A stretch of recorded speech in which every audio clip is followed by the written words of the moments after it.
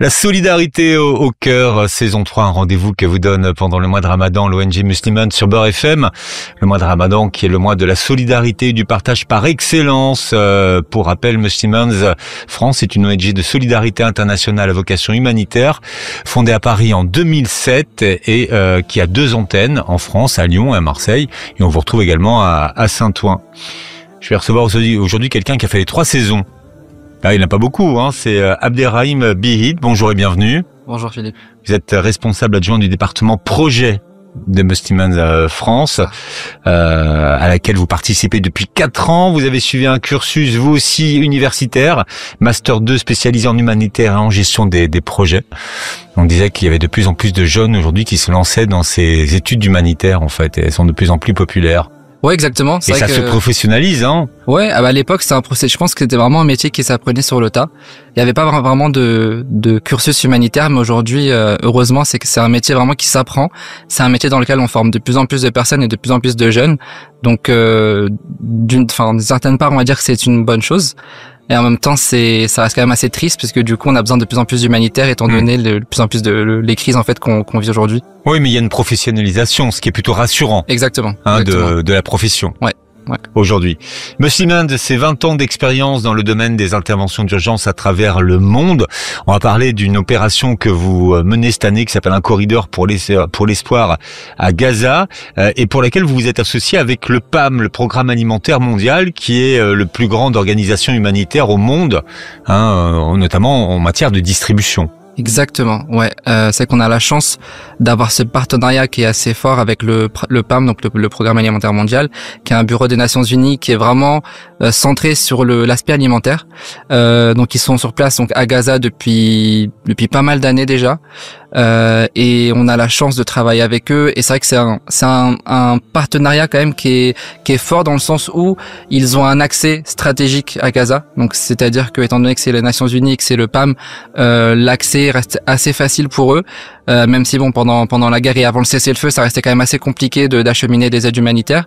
Mais là, depuis justement le 19 janvier, avec la mise en place du cessez-le-feu, le nombre de camions humanitaires a vraiment augmenté, et là on est vraiment content et rassuré de voir que grâce aux dons qu'on a de nos donateurs, on arrive vraiment à voir l'impact, et on arrive vraiment à voir en image donc les bénéficiaires, donc les Gazaouis, avec ces colis alimentaires, ces repas. Donc ça, c'est vraiment une belle chose. Et c'est un gage de sérieux, hein, d'être associé au PAM. Complètement. Alors là, clair. oui. Ouais, voilà, c'est une belle carte de visite. Totalement. C'est vrai que être en partenariat avec les Nations Unies, forcément, il faut qu'on soit quand même assez sérieux. Donc pour nous, c'est un gage de confiance en effet. On espère que pour nos donateurs, ça l'est aussi. Et en tout cas, on est vraiment très content de faire ce partenariat-là. On a des échanges très réguliers avec eux justement pour mettre en place de plus en plus de projets et essayer de contribuer un maximum pour les Gazaouis. Alors c'est un programme de distribution alimentaire, hein, à Gaza, qui vise à fournir des repas jusqu'en juin 2025. Exactement. Ouais, on a pu mettre en place depuis octobre 2024 un projet, même un programme sur plusieurs mois. Ce programme prévoit fin juin 2025 d'avoir acheminé 90 tonnes de colis alimentaires et plus de 450 000 repas chauds. Il faut dire que la PAM a quand même une sacrée logistique, hein. Eux, ils sont capables d'acheminer énormément de nourriture, hein. Alors c'est l'avantage, le premier avantage, c'est vrai que c'est l'acheminement et la logistique. Donc c'est vrai que la PAM est vraiment spécialisée là-dessus. Le deuxième avantage en fait, c'est en termes de coût. La PAM en fait, étant donné que c'est un bureau qui est spécialisé dans l'alimentaire et que c'est un bureau des Nations Unies, ils ont en fait des coûts attractifs pour l'achat des denrées alimentaires. Ce qui fait que le coût d'un repas va forcément être moindre s'il est acheté par le PAM plutôt que s'il est acheté par une autre organisation. Alors il y a deux volets, hein. Il y a le volet repas chaud, et le volet colis alimentaire. Exactement. Ouais. Donc on a le colis alimentaire, c'est 40 kilos de colis alimentaires qui tiennent pour une famille d'à peu près 5 à 6 personnes pour un mois. Donc ça c'est vraiment on est vraiment sur des colis qui tiennent en fait sur la durée. Et le repas chaud, c'est vraiment c'est un repas individuel pour une personne. Et donc faut savoir que en fait il y a des sortes de cuisines qui sont mises en place dans plusieurs coins de Gaza, donc dans le sud, dans le nord et au centre. Et donc les personnes peuvent aller et récupérer un repas juste en allant directement dans les cuisines. D'accord. Qu'est-ce qu'on trouve dans les colis?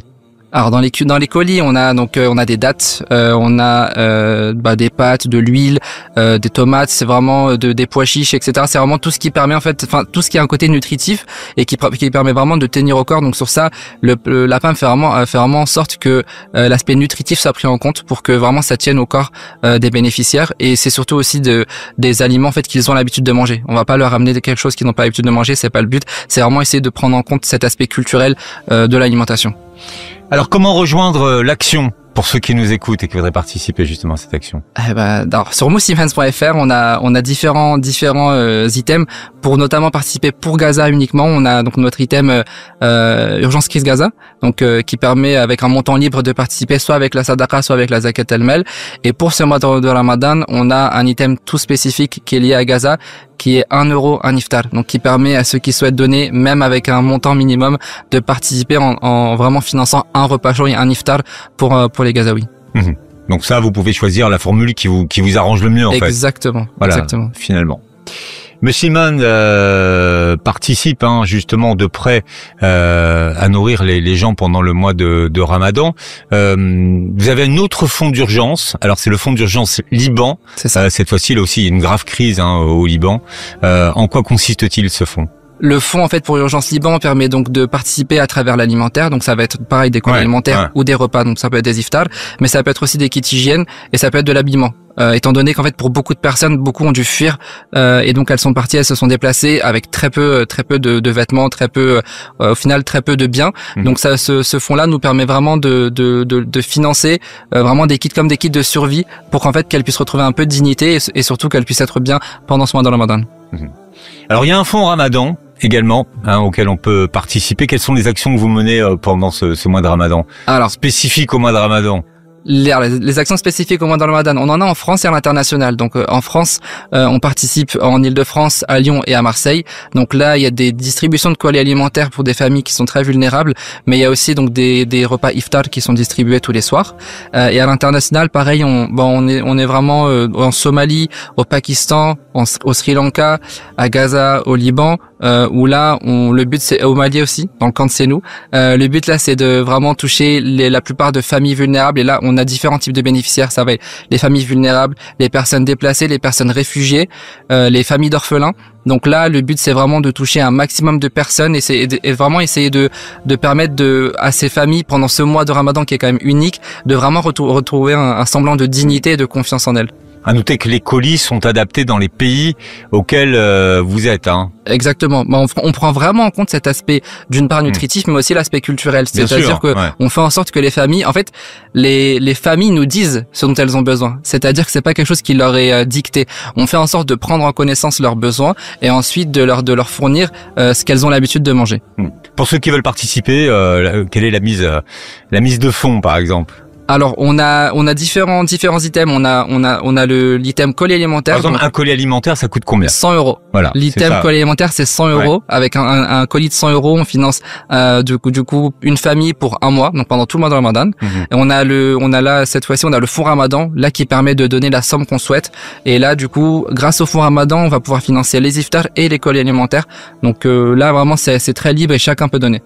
À noter que vous collectez zakat al-fitr dès le début du mois de Ramadan. Tout à fait. Que pour tous ceux qui ont de la kafara, de la fidia à donner, là aussi vous collectez. Exactement. Et qui a la possibilité également de donner un petit peu de sous pour les cadeaux de l'Aïd. Ouais, les cadeaux de l'Aïd pour les orphelins, étant donné que grâce à ces cadeaux, on peut vraiment aller dans nos écoles, permettre à ces orphelins d'avoir un cadeau pour la prière de l'Aïd. Donc ça, je pense que c'est vraiment un des plus beaux cadeaux. Donc faire en sorte que ces enfants puissent retrouver de la joie pendant la fête de l'Aïd, étant donné que sans ce don-là, il n'aurait peut-être pas eu de cadeau pour la fête de l'Aïd. Donc ça, c'est vraiment un beau geste. Ce qui est très important de dire, c'est que vous, zakat al-fitr, vous la sortez bien avant l'Aïd, pour que les gens puissent justement avoir quelque chose avant la prière de l'Aïd. Exactement. Et pour le jour de l'Aïd. Ouais, en fait, on la collecte dès le premier jour de Ramadan, mais on arrête de la collecter à partir du 27e ou 28e jour.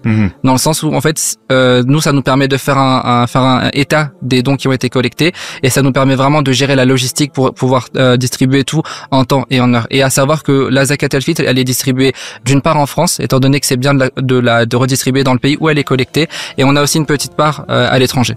Voilà. Abderrahim Bihid. Merci d'avoir été avec nous. Merci beaucoup. Et très bon Ramadan à tous. Merci.